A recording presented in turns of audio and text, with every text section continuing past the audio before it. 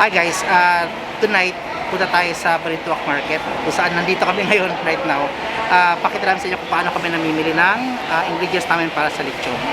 Normally po talaga may supplier po kami ng mga ingredients po namin, pero kapag ang order po namin patatlo lang, padadalawa, ito lang po kami bumibili kasi mas mura po ito compared sa malapit sa amin na public market. So pakita ko sa inyo kung paano po ang style dito, kung magkano yung mga presyo nila. And I hope na you will like this video at matutunan po kayo. Okay? Hi, let's go sa Showboys. My name is Roland P. Pañares and welcome to my channel.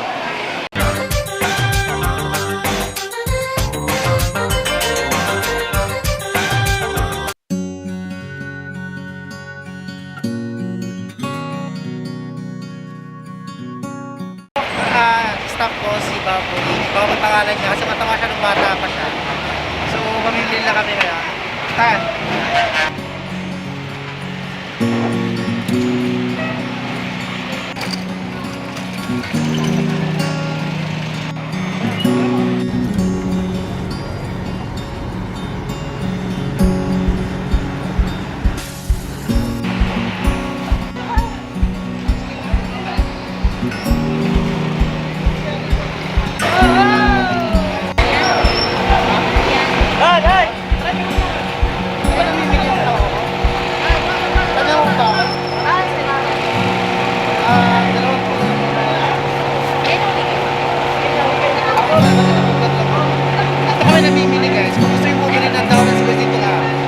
Clover Market, yung mukha niya, kita ko.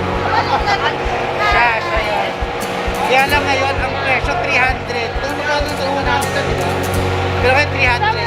Kasi grabe.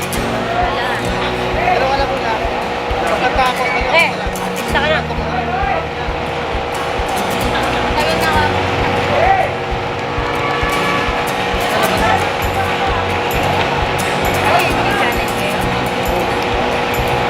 Ginagawa namin, bibili muna kami, tapos babalikan na lang. Unas tayo. Tapos isipin nila ganito.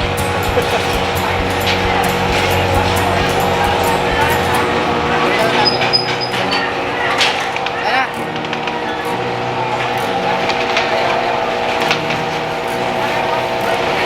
Ang tabi lang niya, dito kayo bibili.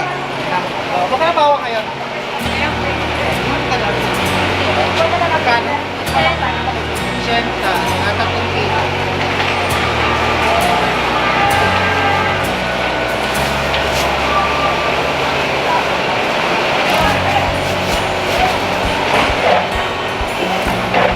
Wala ko na lang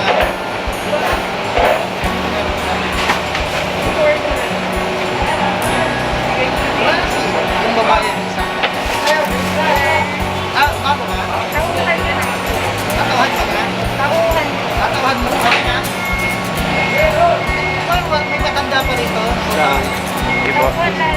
Ito?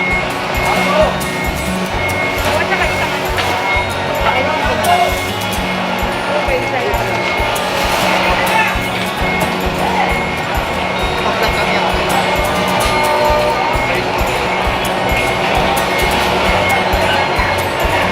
Kapag bawal sa buwan na yung bumili. Ika namin ha. So medyo madali kasi din. Medyo mas madali mamili kasi malapit lang. So doon yung daw ng sibuyas, ito yung bawang, parang gano'n. So kapag ganito, mas convenient sa amin. Diba? So bili pa tayo ng iba. Ayan mo, wala tayong plastic na nila. Bili muna tayo ng plastic bag para may magamit tayo.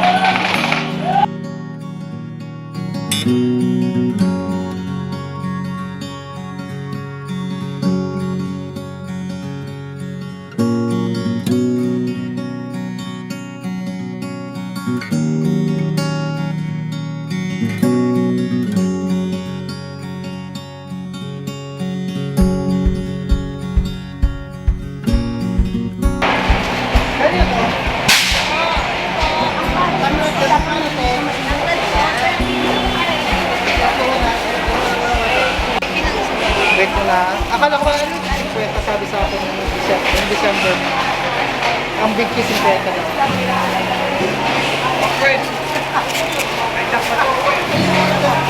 Yan ang 50. 100. Pero ito yung mas maganda.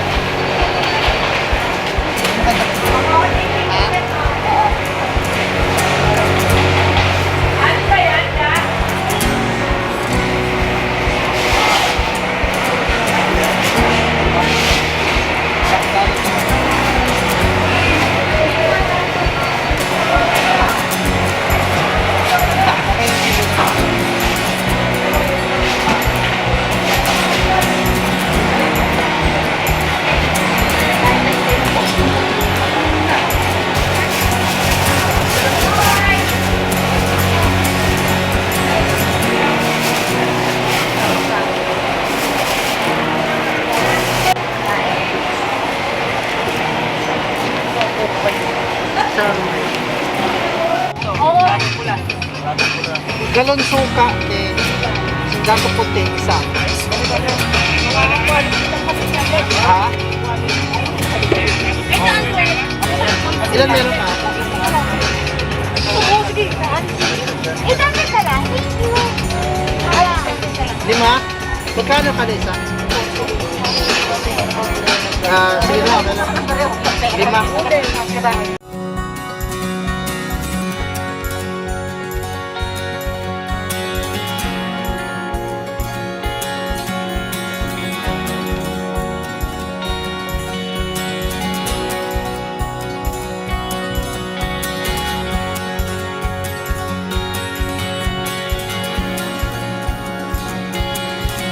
Again, di ba nakakawa? Ano mga? Ano ba yan? Kukunan mo ito lahat. Hello, sir? Hello? Yung kan, yung tawag nito, yung payment po. Sige po, sir. Tinan ko lang po, ma'am. Baka bukas pa matingnan yan, sir, kung ano man. Okay, sige. Sige, salamat po. Sige, bye.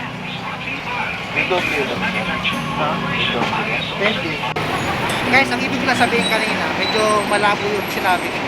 Kasi kami, mga restaurant o mga katulad ng mga negosyo namin, para lumit yung tax namin, dapat yung makahingi ka ng resibo galing sa mga supermarket na pinipilan namin. Kaya lang sila, yung nagbibigay ng resibo kasi papel nga lang. Dahil ang sabi nga nila, maliit na naman yung negosyo nila. Unfair naman po yun sa amin din dahil binibili lang sana kung bisa umabot ng 3,000, 4,000 in one day, lalo na kapag December. So sa amin, kung yung papel na binibigay nila ganun lang, paano nagagamit yung pagbiyayan? Diba?